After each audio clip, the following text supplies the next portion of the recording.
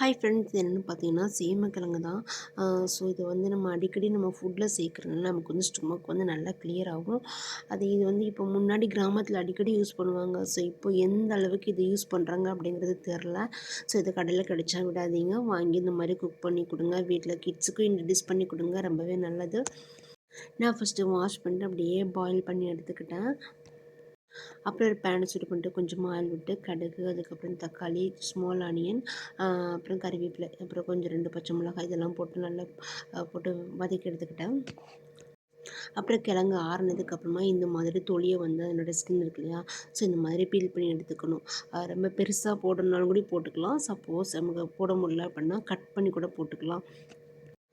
So நான் வந்து என்ன பண்ணேன்னா 2 2 கட் பண்ணி வச்சுக்கிட்டேன். அதில் கொஞ்சமாக வீட்டில் சாம்பார் பொடி இருந்தாலே போதும், இல்லைனா புளிக்குழம்பு பொடி இருந்தால் போதும், அதுவும் போடலாம்.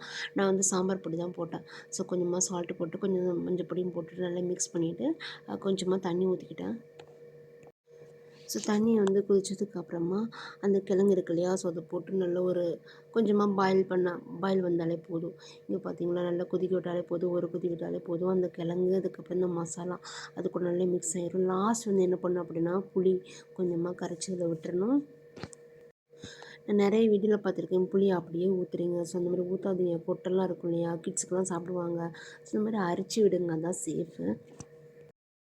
ஸோ எவ்வளோ நியூ ரெசிபீஸ் வந்தாலுமே இந்த மாதிரி ரெசிபீஸ்லாம் வந்து கிட்ஸுக்கு வந்து வீட்டில் செஞ்சு கொடுத்து இன்ட்ரடியூஸ் பண்ணி கொடுங்க. இதெல்லாம் முன்னாடி நம்ம அம்மா நமக்கு செஞ்சு கொடுத்து கூட தான் நமக்கு 2 பெனிஃபிட்ஸ்லாம் தெரிஞ்சுது. ஸோ இதெல்லாம் ஒரு கோல்டன் ரெசிபின்னு கூட சொல்லலாம். இந்த ப்ரெக்னென்சி டைம்லாம் இந்த கிழங்கு வந்து அடிக்கடி எடுத்துக்கோங்க, அதில் நிறையவே விட்டமின்ஸ் இருக்குது.